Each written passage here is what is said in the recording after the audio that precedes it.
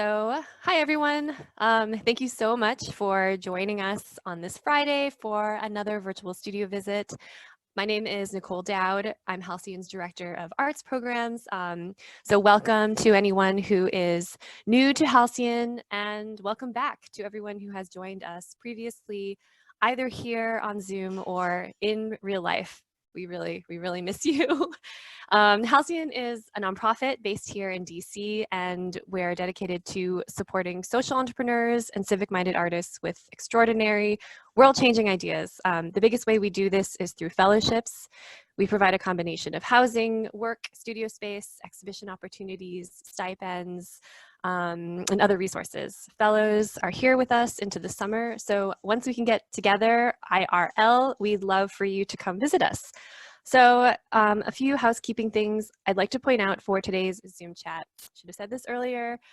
First, you may notice there is a closed captioning feature available for this talk. We have a wonderful live captioner with us here today. Thank you so much, Cindy. And if you need help with this feature, you can use the chat function on the bottom of your screen to send us a message. But basically, if you go to the closed captioning icon, click it and hit show subtitles, you should be able to see all the live captioning for today's talk. So speaking of the chat function, throughout today's conversation, Molly and Robin will be taking questions. So if you'd like to jump into the conversation with a question, you can raise your hand using the participants feature or type your question into the chat and we'll send it along to them. Along the bottom of your screen, you'll also notice other features like how to turn your video on and off. And you'll probably notice that your microphones are automatically muted so we can hear today's presentation in the best way possible. If you're dialing in or don't have access to the chat function, we're going to leave some time at the end for open questions and conversation, and we'll unmute everyone so that we can have a really great dialogue. So with all of that out of the way, thank you again for joining us today, and I'd love to introduce today's speakers. Molly Joyce is a composer, musician, and performer, and a current Halcyon Arts Lab Fellow. Over the past year, she's embarked on multiple collaborative projects exploring intersections of creativity and disability, access, and care. She'll be releasing her debut full-length album this year. I think June 2nd was what I saw, but I'll let her tell you more about that today.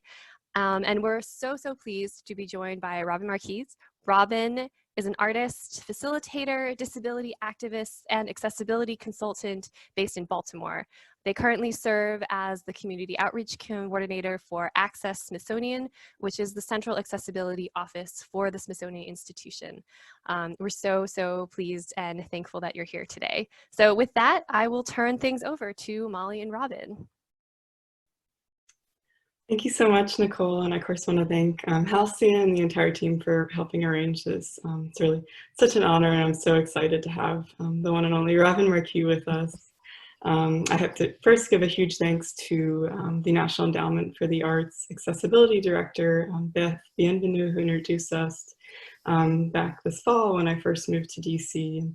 Ever since, I've really admired Robin's work as an artist, as a facilitator, as a disability activist. And I feel very fortunate about, I guess, a month and a half ago now, I was able to sit down with Robin, interview them for a kind of upcoming video installation project I've been working on, which asks disabled contributors worldwide on kind of concepts and keywords that I feel are really so crucial and critical to the disabled experience, such as what is care to you, what is access to you, what is interdependence to you, and I think specifically words that are, I love because I feel like they're very open to interpretation. There's no, say, completely right or completely wrong way, and I really love asking these individuals about their experiences with that, and was really motivated by Robin's answers. And so kind of wanted to continue that conversation a little bit today, but also go into more kind of broader words that I feel aren't associated with disability as much. And then hopefully near the end, we'll also touch on some more, say, practical aspects of accessibility and care. But I think to start off the conversation, I'd really love to ask Robin what their thoughts are, what's kind of at the forefront of their mind today. As I know, I think with a lot of us, at least myself, I think my mind is jumping all over the place today with different thoughts around, again, access and care and how to be with your body today. Yeah, thank you, Molly. Can you hear me okay? Just want to make sure. Okay, good. Yeah, so I think something I want to start off with is just acknowledging my own identity within the disabled community. The disability community is vast. There's millions of identities within it. And I'm not a chronically ill person. I'm not immunosuppressed. So my experience of COVID-19 right now is very low risk. And so although I am part of the disability community, my lived experience right now is really different than many of the folks who are being most impacted. And so part of what we want to do today is start this conversation, is really bring to light and to the forefront experiences of disability and what's happening right now in our community, but really invite you all to use this to look more into what's happening within disability community, specifically of those who are older and immunosuppressed and chronically ill, because this is really where folks are being most impacted. And so this is what we have some resources at the end that we'll share with you and ways to find that. But the other thing I wanted to just ground us in is kind of picking apart some of the language that's happening right now in media when we're hearing about those who are dying from COVID. This language is being used that people have underlying conditions. And really that term, if you think about it, most of the time means being disabled or being chronically ill or immunosuppressed. And that there's often, I see in media, the sense of relief coming from people of, oh, these folks had underlying conditions, so it makes sense that they were the ones who were dying. And we really, really, at this point more than ever, need stories of people from the disability community to come to the forefront, both to learn from how we use resilience and how we've survived and lived through different pandemics in our own communities, and what strategies we have. There's so much wisdom within the disability community. And then also to just question why there is an acceptance of this really impacting the disability community the strongest. And we also can't have this conversation without really thinking intersectionally. It's really, really important that slowly there's more information coming out around how COVID is impacting the Black community in particular, the strongest in this country. And we have to really remember when we're having conversations around disability, when we're having conversations around racial disparity, that those things are connected and linked, and that Black folks who have disabilities, who have diabetes and asthma, are really being impacted the hardest. And so turning again to those stories, to listening to those people, to putting their stories and voices at the forefront is something I hope that we can all kind of center, and that's something I'm thinking a lot about. So just really wanted to start off the conversation there because it feels really important to start with. Great. And I just want to know. Yeah. Sorry about that. I just saw the note.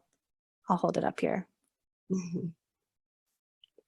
Great. And I think to go with my big, broad and visionary question to start off, I've been really attached to the word wealth lately, and specifically crip wealth. I recently finished Leah Lakshmi's book, Care Work, Dreaming Disability Justice. And in a latter essay in the book, in a conversation with Stacey Milburn, they discuss what crip wealth is, and specifically Leah Lakshmi describes it as kind of crip kindness, or the skill where you notice each other's pain face and offer a chair, ask in a low-key way how you can help. And I really love, she also notes it's the way of being allowed to just relax, expand, to just be. And so I'd love to ask Robin, what is wealth for you like, either during this time or in general, or how has that kind of evolved for you? Yeah, I love the term crip wealth. We don't often associate words like crip with positive connotations outside in larger communities. And so when I heard that term, I was like, oh yeah, that makes a lot of sense to me. When I became disabled and became part of the disability community, I was like, wow, there's so much brilliance here and so much wealth, not in a monetary way, but in a richness of story and culture and history. And I think I really saw that when this all started bubbling up and we started paying attention to what was happening with COVID, that the disability community around me was like, oh yeah, hi, here we are. We already know how to call each other. We already know how to check on each other. We have these networks of getting food for each other. The systems were already there to support each other. And especially in a time right now where money is not really getting us much, but shared care and connection and knowing how to care for ourselves and each other is absolutely wealth. And so I think that is the first thing that when I think about Crip wealth, I would love to hear what pops up for you. Yeah, I think I just wanted to add, I think the idea of the body as well, and not necessarily the perfect body or the most healthy body, but focusing, I think, as much effort as possible on the body and around, again, accessing care. And again, how you said, I said money's not really getting us anywhere right now. And how I think it all, again, comes back to the body and that kind of human experience. Another phrase that I just heard, Alice Wong is a disability rights activist who will share her link. She does a project and a podcast called Disability Visibility, and she's brilliant and a chronically ill person. She uses a ventilator, so this is like very much a person to turn to right now. She had a podcast a couple of days ago, and she said that we're modern day oracles, and I just love that. To me, it was like, oh, that phrase, that richness, thinking about storytelling and seeing into the future in ways as well of what the future is so unclear right now. And I think looking at disability stories and looking at history and also looking at like the AIDS pandemic, that's another thing that I don't see brought up enough right now is how did people come together and vision what a future could look like and what surviving together could look like when we weren't getting the resources that we needed from our state or government. Mm-hmm. Yeah, and I think especially to add to that, I think people's experience of dealing with uncertainty and grappling with that, and what the next day will always look like, not knowing, I think. And I think I wanted to add, I know we talked about maybe not talking about this, but the importance of, I think, these stories and these experiences is not just not inspiration in a way during this time, or it can be much more than that. Because I think from viewing these things online, I think people are saying, oh, this can be so inspiring, especially after this time, these disabled experiences. And for me, that's not what it's about, I think. And I was curious if you had any things to add to that too. Yeah, the term inspiration, I think, is one of those trigger words in disability communities. We don't, it flattens the experience, I think. To say something is inspirational flattens the fullness and the complication and the real struggle, that it's not just to inspire someone else. Someone's life is not just there to inspire someone else, or to feel pity around. Often with inspiration comes pity, is like that hidden part of it. And so I think it's a fine line of looking to disabled stories to seek wisdom and to seek leadership, but maybe not inspiration. And I don't know if those two things, you can pick apart the words, but there is a different feeling there, that once you really start, because also inspiration doesn't allow for the grief and the trauma and the real sadness and the parts where it's just like, I don't want to be inspiring today. Today, I just want to survive. And when disabled stories often get told, they are in this way of, look at this person who overcame their disability or survived in spite of, and that really doesn't allow for the fullness of a story.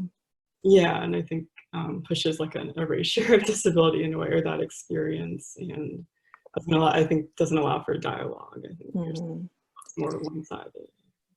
Yeah, I want to pull into the conversation. There's a chat from Cheryl, who's a friend of mine and an activist in the blind community, and she says, for the blind community, problems are with social distancing and privilege around driving. Yeah, I think this idea of social distancing too is this huge issue with privilege, both around income, around folks who are not able to socially distance in their homes, but then who is able to survive on their own without connection, without daily support from care providers, as a blind person, touching the world and experiencing the world through touch, and how that is now taken away in many instances. And so thinking about who can social distance and what does that look like, is a very, when so many of us are actually our interdependence and our interconnectedness is survival. Exactly. And I think that kind of relates to my next question too. I do want to dive into interdependence, but also about control. And I think a lot of us have felt disabled and non-disabled, like a sense of losing control or not having, just any sense of it in general. And I really love when I interviewed you about a month and a half ago, you stated that disability has taught me about being less in control, that being interdependent is required, and how losing control can feel less like something's being taken away, but that there's more an inviting of others in that. I was wondering if you had any further. Yeah, it's interesting hearing those words. That was, before pre-COVID, but that's a good reminder right now. Yeah, it is very hard to not have control, and for me, my relationship to control really comes from being a survivor of trauma and childhood trauma, and learning to cope in ways that control was one of the ways that I coped. And so when I became disabled at around 22, that was something I all of a sudden had taken away from me. And again, it's happening, this lack of control that we have. But when we're able to, on a really micro level of being disabled and just needing others to live fully, and when you let others in, there's a release, there's a breath of, this is not just about me, this is not just about if I can do this on my own, it's how can we together, and what does we look like? We can look so much more expansive and be so much more vibrant. When it's not just up to one of us. Mm-hmm. Definitely. And I think for myself too, I just think a lot about control or losing control of your body, or maybe not in the best way possible, but the idea of losing control of that ideal body or of the ideal human experience, of having everything function as the way it should. And I think more accepting kind of essential mortality, I think, as we're all facing today. And I just wanted to add that in. Yeah, we have to be much more aware of our bodies right now. Disabled people, we are very aware of our bodies. We have to be. It's not about self-care, it's about survival. And so I think it's other thing that keeps kind of tossing around in my brain is this: right now, all of a sudden, people are much more aware of some aspects of a disabled identity's experience. So, isolation, having to be in control of your body, thinking about your health constantly.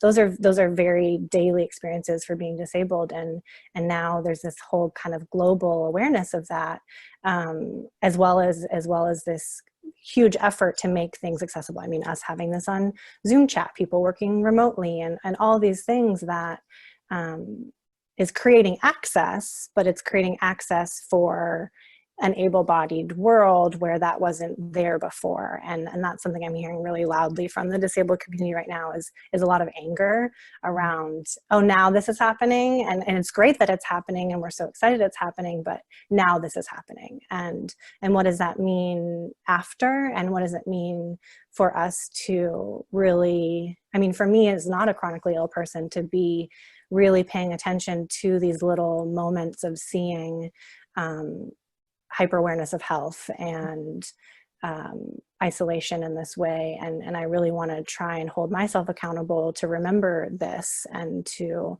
not slide back into these systems that were only working for some people when this changes. No, exactly. And I think that relates to one of my kind of favorite words I love to ask other disabled people is, what is assumption for you? And I think hopefully how this kind of global experience now can hopefully influence these assumptions going forward, assumptions about the body, assumptions that everyone has the same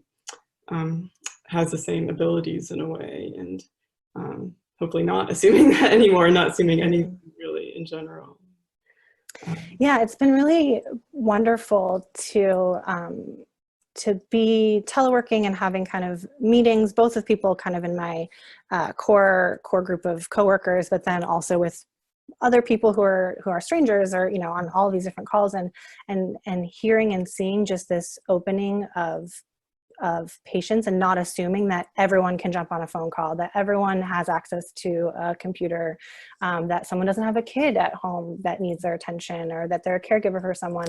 And in a lot of my facilitation practice in smaller workshops, I try to start out in the beginning of asking if anyone has access needs at the beginning of a workshop, so that we know, if someone needs to be able to sit down during the workshop like I do, we're not running around all the time. And that I see that happening a lot more, that people are not assuming that everyone can just show up how they're expected to, that there's a lot more patience and willingness to be flexible for parents, and for really whatever it is, for people who are freaking out emotionally. I mean, that is the mental health aspect of this, which we haven't really touched on, is huge as well. Anxiety is so high, depression, like all these things that, again, people who have disabilities are experiencing daily, we're getting tastes of. And so I love that people are not assuming as much, and just asking and allowing for flexibility, and for us each to show up as ourselves more honestly, even with people that are complete strangers in these professional settings, where it's like, I don't know, I am noticing in myself this, like, oh, you told me that your kid's at home right now, and so you can't talk until 11 o'clock, and I don't know who you are, and then you told me your kid's working on this project. Like, it's this intimacy that's happening that's really beautiful. I wonder if that relates to also, I really love, so going to the word access, the activist kind of Mia Mingus kind of pioneered this concept of access intimacy. She defines it as understanding each other's access needs as a place of love and communion, and really access as love. I just wanted to add that in too, and also on the word access, going back to your interview, Robin, you stated that it's a verb, not a noun, which I really love, and it's something that's moving and ever-changing. It's communication, it's radical celebration, but it's also a question. It's always changing. Again, it's a verb, and it's something I think that can always be furthered or always be developed. Our ideas of access, and not only from the practical realm or the accommodation realm, but also the aesthetic and the artistic realm. And I was wondering, I mean, maybe we've already discussed this a little bit, but if any of your ideas around access have changed, especially with this time or going forward, and within your artistic practice too, you see that evolving. Yeah, I think the new thought I've had about access recently goes back also to this idea of crip wealth. And I think access has shown to me, or is synonymous right now with value and worth, and access really is a kind of behind the curtain, is who do we value and who is worthy of being present or being included. And again, this kind of very simple example, but of people teleworking,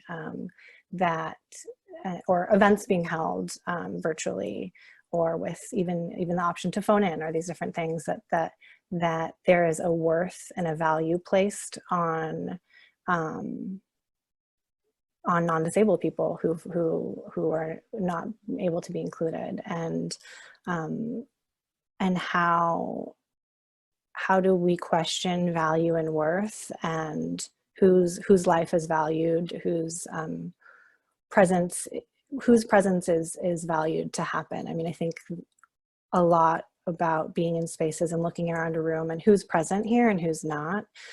Even within the disability community and the activities and, you know, programs that I've been involved in, so often there's disabled people present, but there's so many disabled people who are not present. Like, who are the disabled folks who can't leave their bed? And how many times have I put it on events where I haven't done a live stream, or I haven't done closed captioning because it's just that extra step that I wasn't willing to take. And so I've been really, you know, it's pushing me too to think about what access I've been willing to do the work to put in.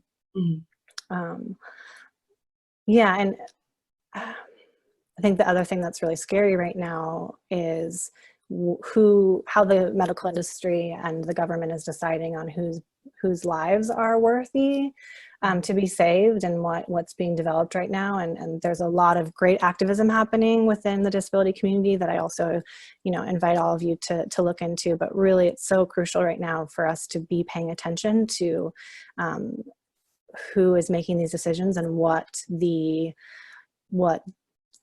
deciding factor is, and whose life is worth being saved. And right now it's very scary in that people with disabilities in a very overarching way are being denied care, and folks who don't even have underlying conditions and this idea of chronic illness, but might be deaf folks or have intellectual disabilities that actually their lives are not greatly increased risk because of COVID, but because they're disabled, their access to care has been minimized. So again, this idea of value and worth, we really need to be questioning. Yeah, and rethinking. I'm also, I think that relates. I really would love to ask if you have had any kind of creative ideas around accessibility within your practice, or how you've incorporated that. And I'm always curious, different artists. I know, it's so funny that this is like an art conversation, and yet it's so hard to get there because we have so much else to talk about, which is another thing about, you know, being someone from a marginalized experiences. There's so much to even get to the art is really is a privilege. I mean, I have been really excited by how much art has been more accessible through video and streaming. The Real Abilities Film Festival in New York City was just this last weekend, and there's so many amazing things that happen in New York around disability and art that I'm never able to go to, and I got to watch like 7 films this weekend, which was stunning, and for folks to really check that out. So I think that people are thinking about access to art in different ways. I know I'm going to be, and it's also been nice to see people who are not necessarily artists, but who are turning to art as a practice when we're to take care of ourselves, and what it means to tap into a creative side of ourselves, being home or being isolated from people or having more time on our hands. And you know, I've been really challenging myself to not just disassociate and watch TV all the time, but be like, okay, I'm going to sit down and I'm going to put a pen on a piece of paper and I'm going to make myself move that pen. And how much relief I get from that. And it brings to mind again that so often we think of art, or people think of art as a luxury and as like an add-on and as not essential. And I believe, and I'm sure many people on the call think that art is essential. It is essential to survival. It's essential to storytelling. We as artists and writers are the folks who are going to be telling these stories for decades and eons to come. And so it's our responsibility, all of our responsibility, to be taking the time to be paying attention and to be taking record and to be creating things and being patient with ourselves around what that creation is. Like, no pressure on creating a brilliant, you know, thing that can go in a gallery, but just like being in touch with ourselves and remembering in a way that's tapped in through art, I think is my one goal, is just to have record, an artistic record of what's happening right now. Definitely. And I just want to add to that, like, when you, even before this time with accessibility, when you create new work, do you try to like think about multiple like sensory inputs in a way? Or I know that's what I've been really trying to push myself, at least, especially as a musician.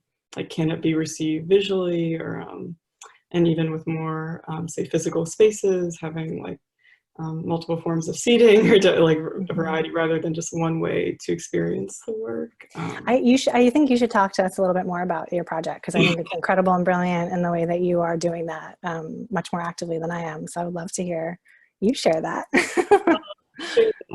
Original vision, $1 million vision that I'll share. I guess it's out now. Or it features, the working title is Perspective, and I interviewed about 20 disabled people worldwide, some in DC and some over Skype, on again these questions like, what is access, what is care, what is assumption, what is control to you? And the answers were very varied. I interviewed activists, academics, artists. One was a former pageant model for Miss Iowa. And I love some of the answers were one word, some of them very long. And I'm kind of editing them down into a sound and projection installation, which the sound will be underscored with kind of my own music.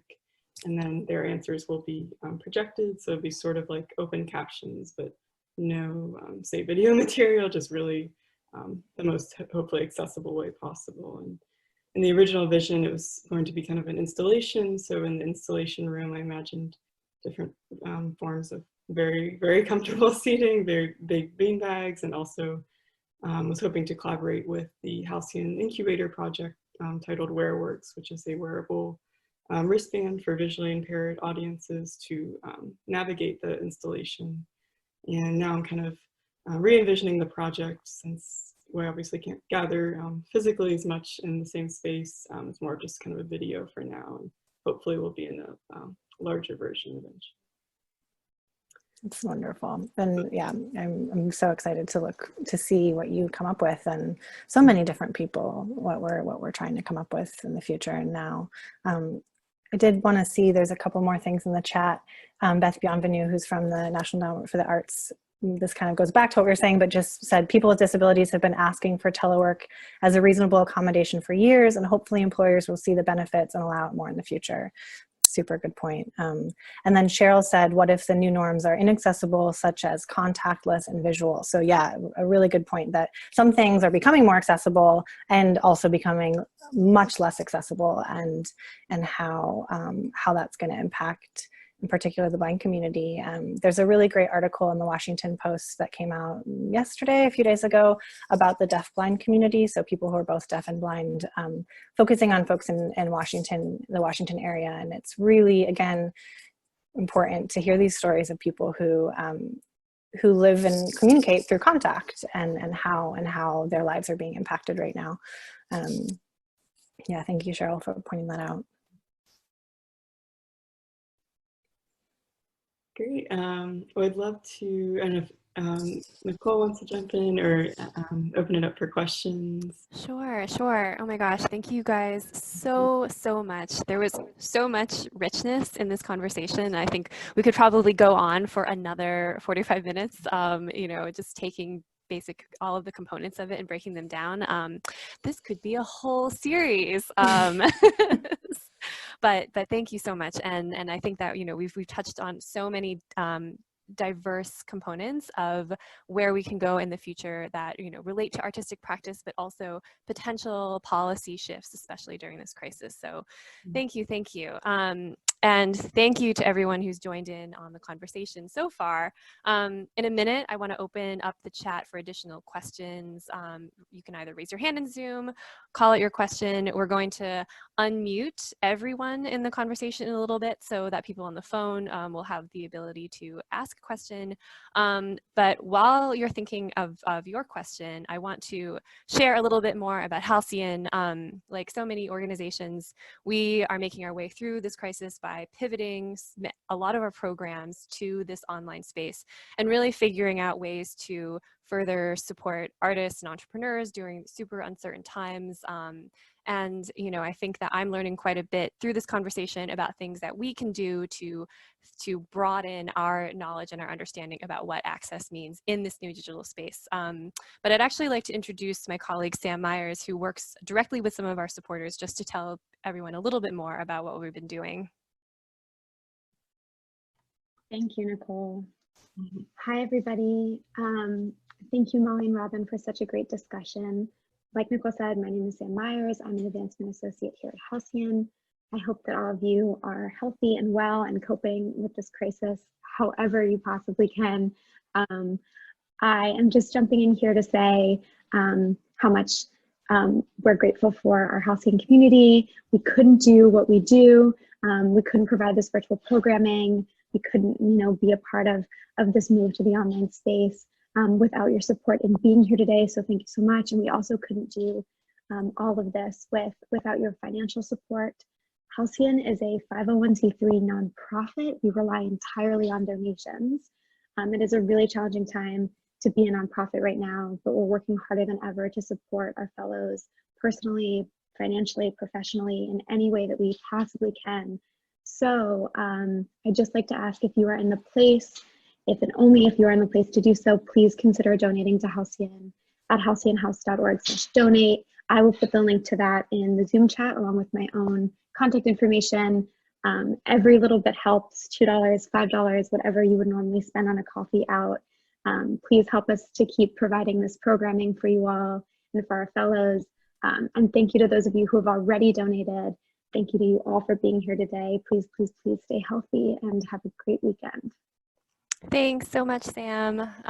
So yes, we have a question in the chat about whether this is being recorded. It is being recorded, and we will post it with the captioning on our website, and we can post links to it on social media as well. So definitely going to be recorded. And then I have one more question in the participants log from Christine.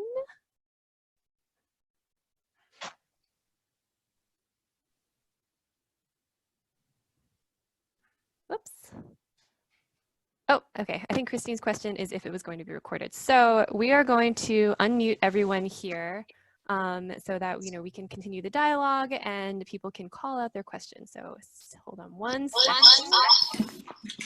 Okay. So it's gone to this weird setting where.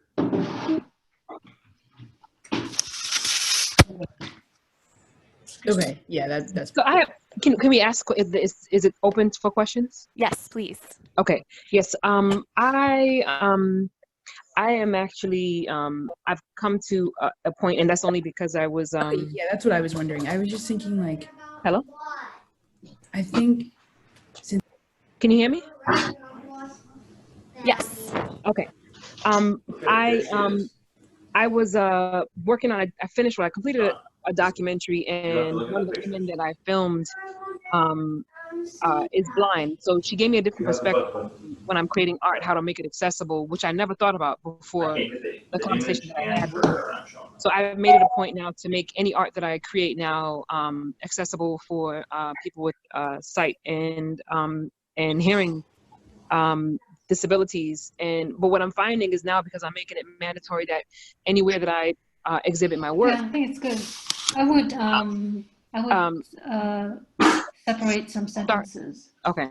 Anywhere that I exhibit my work, that I feel like if people skim, that they'll still get most of it. I'm not sure if you can hear me. I think that in the first paragraph. Okay. Because I'm finding that a lot of galleries don't even know what it means or how to create accessibility, and their issue is funding to make it possible. And I'm learning in the process of trying to connect the dots to galleries and museums that do provide accessibility. But the challenge is that many galleries and museums, they don't know, they're not aware. So how do we make it so that these galleries and museums, or how can I play my part, and also how do we connect the dots so that they understand? That is a fantastic question. Thank you so much. I feel like that's part of my life work, is educating galleries and museums and different nonprofits. And just honestly, by you bringing that up is huge. I really, at this point, is going to take so many of us as we, especially from the artist perspective, are coming to places and saying, I will not show my work unless these shifts are made. There are some really great resources. One that just came out this last summer called Accessibility, a Practice, a Promise, which again, we'll put in the chat and have on the email, that gives some really basic access information that's for small nonprofits and arts organizations that don't have huge budgets and are really worried about accessibility costing a ton of money. So it really is like, these are the things that can happen that will not cost you any money. These are the things that can happen that will cost you a tiny bit of money, and give people kind of this step-by-step process, which, you know, is the first thing in accessibility. You know, there's also great resources like the Smithsonian's Accessible Exhibition Guidelines, which are very, very technical and vast. And so that can be a little intimidating for people who are getting into it in the beginning. But I would say, yeah, the Accessibility, a Practice, a Promise by Carolyn Lazard, I think is how you pronounce her last name, is a really, really great place to start with that. And again, I think,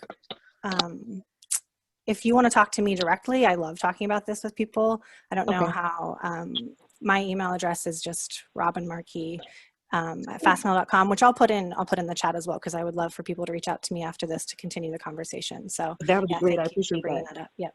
Okay, thank you. And Robin also has a great page on her website. I believe is it Diva Zine, or that talks to? Oh yeah, I made a zine as one of my thesis projects because of this exact question, where I was like, people are asking this, it feels really frustrating to find this information, and the information isn't accessible itself. So it's like a 5-page, and it's DAVA zine. I'll put that again in the chat. But disability, accessibility, and visual arts, which again is like the first 5 steps to take from my perspective. Great, it's in the chat. Thank you. In the chat, okay. Now, I don't see it in the chat. I'm sorry. I want to make sure that I'm looking in the right place, because I'm going to chat, but I don't see where you put it in there. Is it? Just want to make sure. I see the conversation, like the text. You know, when you do the captions, but I don't see where you typed it in there. Oh, it's because I'm doing something private on accident. Okay, hold on. Let me fix that. Thank you. I can put that now. Yeah. Okay. All right. Thank you. Awesome. And we will, in our follow-up, send out all of these resources that we've been chatting about too. Are there other questions that people want to call out from the phone? I know that was a little bit of a chaotic experiment, so thanks everyone for hanging in there and bearing with us. Otherwise, we'll go back over to the chat, and I think Caitlin Berry had a question about working in the art market specifically. She is curious how dealers and advisors can be most helpful to artists with disabilities at this time.